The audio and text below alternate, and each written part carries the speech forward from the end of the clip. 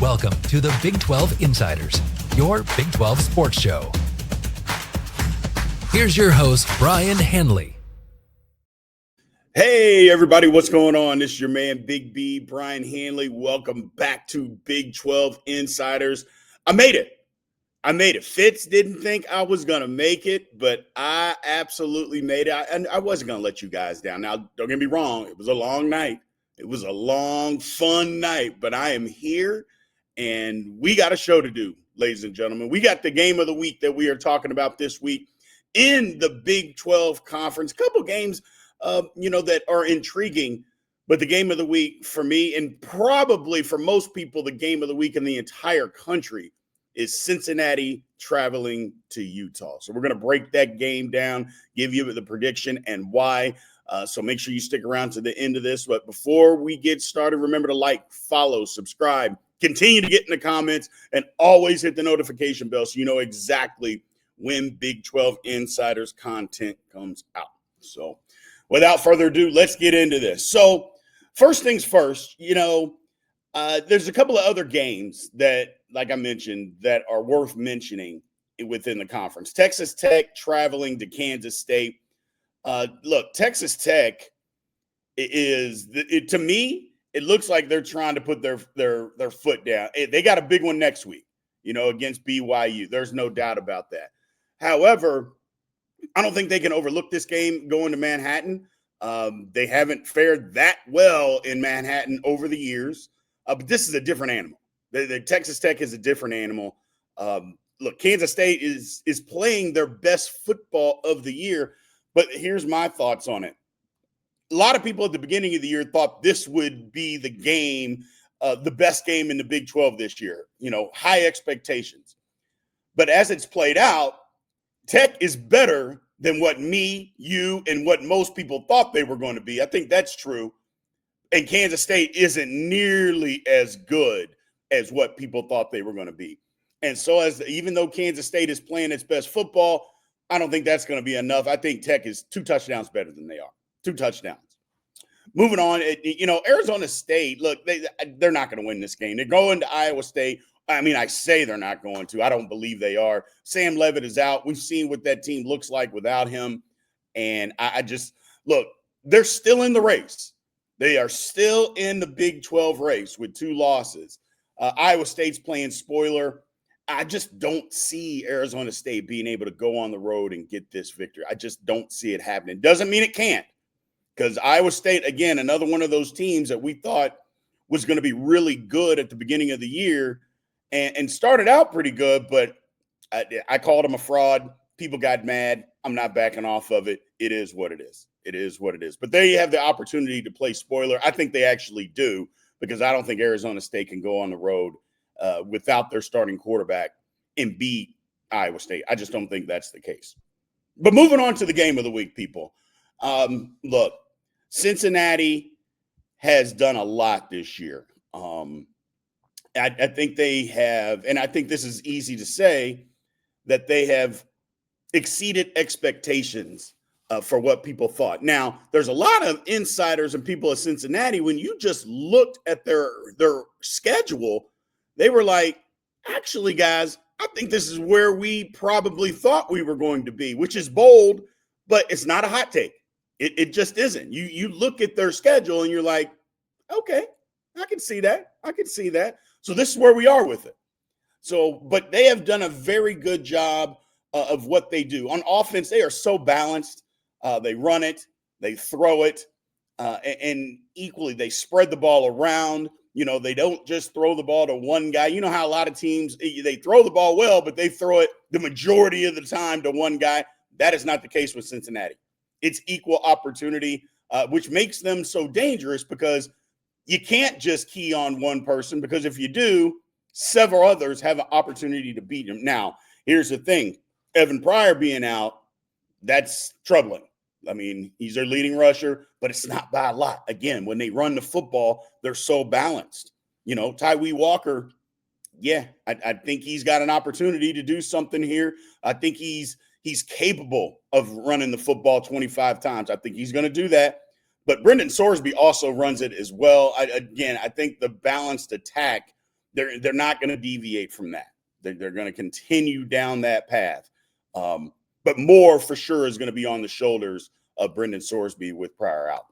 Now, Utah, who's going to start at quarterback? Now, word on the street, and again, it's the word on the street, is that Devin Dampier is going to start. He's not on the availability report, which that whole availability report is about a joke. Isn't it just silly? But it is what it is. And I don't begrudge coaches from trying to manipulate it as much as they can, because I think it's silly to even either have an injury report or don't. But if you're not, then don't talk to me about some availability report, whatever. But either way, who's going to start? Now, if Dampier is going to start, obviously he's got more experience than Ficklin. Is he a better passer? Clearly, I mean, he's been a better passer this year. I think Ficklin, his inaccuracies last week were nerves, number one. He had a couple of drops, and just being inexperienced. But the more experience you get at playing football at this level, he wasn't an inaccurate passer. He didn't get a scholarship at Utah for being an inaccurate passer. So either one that starts, I think, are going to be able to have their way. But here's the thing. Their thing is physicality, and Utah is going to be physical. And running the football by the quarterback is a lot of what they do. Both of these guys are going to be able to do that, and they've done it all year long. So to me, I don't think it's that big of a stretch, either one. Utah fans would probably prefer if it's Dampier because, again, more experience, been a more accurate thrower. And I think he would want to start because he's looking for an opportunity against good competition to say, hold on, guys, let me bounce back here and show you what I can do. Had a bad game against Tech. He was injured. Not a great game against BYU. Did have a good game against Arizona State. But I think he relishes the opportunity to show who he really is in these big time games. I think that's important to him. I think it's important to Utah. They need for him to be that guy. So a couple keys to the victory. Control the line of scrimmage. I say it every week. I'll continue to say it because it's super important in college football. But that advantage goes to Utah. And if we're being honest, I'm not sure it's close. The best line in football is playing like the best offensive line in football as of late. I don't count that glorified scrimmage that they had last week against Colorado. That's not fair to both teams. Having said that, 422 yards rushing in that glorified scrimmage, Lord have mercy. But yeah, they're going to want to run the football. They want to be physical, and they're going to run the football. That's the thing. Cincinnati is middle of the pack stopping the runs, and they're not great when it comes to that. And we've seen them be exposed a couple of times to teams that run the football. Hasn't necessarily resulted in them losing a game that way, but we've seen it. And Utah's a different animal when it comes to that. So I'm not sure that Cincinnati can stop that physicality. Now, as far as whose quarterback is going to be special, again, I give that advantage to Cincinnati. As good as what the quarterbacks have been for Utah, and they have been, they're not in the same class as Brendan Sorsby. Let's just be honest about that. They're not. The man, he's thrown for over 1,800 yards, 20 touchdowns, 1 pick, and that was the first game of the year. It cost him the game, don't get me wrong, but he hasn't done anywhere close to making that kind of mistake again.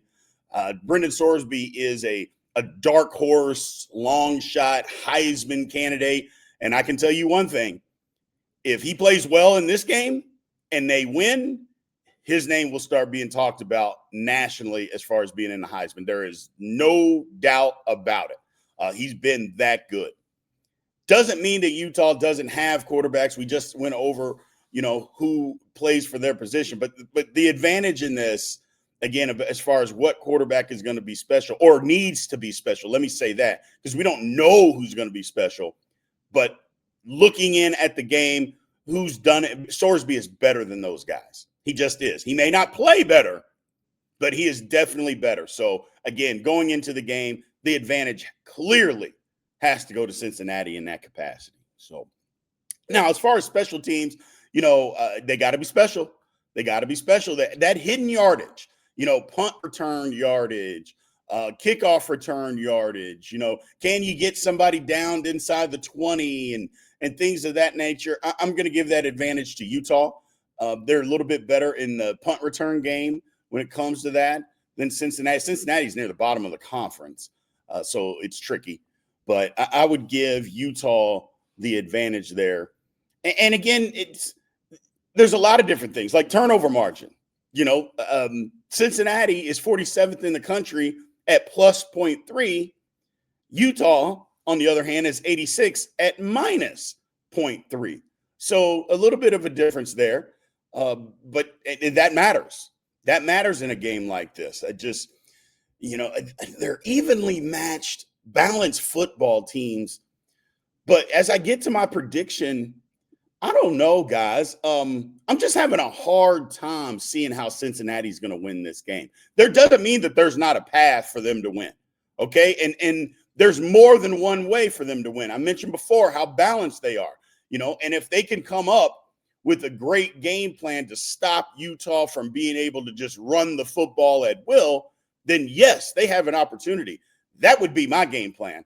Stack the line, slant, twist, do a lot of different games up front to be able to stop Utah and try to confuse that offensive line and force them to throw it. I just don't think they're going to be able to do it. That's my thing. I just don't believe they're going to be able to force Utah to throw it when they don't want to, at least not enough. I think the Utah's offensive line, as I mentioned, it's the best in the country. I'm not backing off of that. And they are doing so much right now with the benefit of that line as far as running, doing different things in the run game, just being physical, just being bullies up front, which me, I love. Go be the bully. And they're doing that. I just not sure Cincinnati's going to be able to stand up to that. I think this will be a good football game. Not going to be a blowout or anything like that. But Rice Eccles is going to be rocking. Game day is going to be there. I just think all the intangibles, and then it just comes down to this. I believe Utah's a better football team. That's it. All the statistics and all the, who's doing this and the game plan, when it just comes down to it, I just believe that Utah is better than Cincinnati. That doesn't mean, relax, Bearcat fans, that I think you stink. That doesn't mean I don't think you're any good. I didn't say that. But again, me, I don't bow down to the internet nonsense. Just because I believe somebody is better doesn't mean I don't think you're any good. I just think that Utah is a better team. They have the intangibles. They're at home. I think they're the more physical football team. And in the end, I think they're going to win 34-24. 34-24, give me Utah. I think it's going to be, like I said, it doesn't need to be a blowout. Like I mentioned, for the Big 12 Conference, we can't have this thing be a blowout. We need it to be, a good football game. It needs to be a good showing for the conference. Now, if it turns out to be that way, okay. And I would say Utah fans won't like this, but if Utah blows out Cincinnati, that hurts the conference more than if it's a close game or the other way around. But just for the simple fact of where Cincinnati is right now in the conference. Now, they may not end up that way. Who knows? But it needs to be a good, solid football game. And I really think it will be. I think it will be. I think these are two, I don't think they're evenly matched teams, but I think they're two good football teams. I think Utah is a very good football team. They've let a couple games get away from them, but I think they're a very good football team. So, in Cincinnati, let's be honest. If we're talking about teams that we've bashed or beat on before about not being tested, I mean, how many times did people talk about BYU not being tested? But then they stood up to the test, and you're like, oh, okay, well, let's take a step back. Same thing with Iowa State. People were saying the same thing. Iowa State hadn't been tested. And then when they did, they got beat. So we'll see which avenue Cincinnati goes down this road. I just think it's going to be a good football game. So I appreciate you guys, man. Look, I told you before, 50th birthday weekend. You see the balloons in the background. My wife has gone absolutely berserk, having a good time. I appreciate you guys. I am positive I will have some videos and stuff as we're watching college football on Saturday. Should be a great college football weekend. I appreciate everybody and all the support that you guys have given me, man. I really do. Thank you very much, and I will talk to you soon. Thank you for watching the Big 12 Insiders, your Big 12 sports show. This has been a Spirit Street production.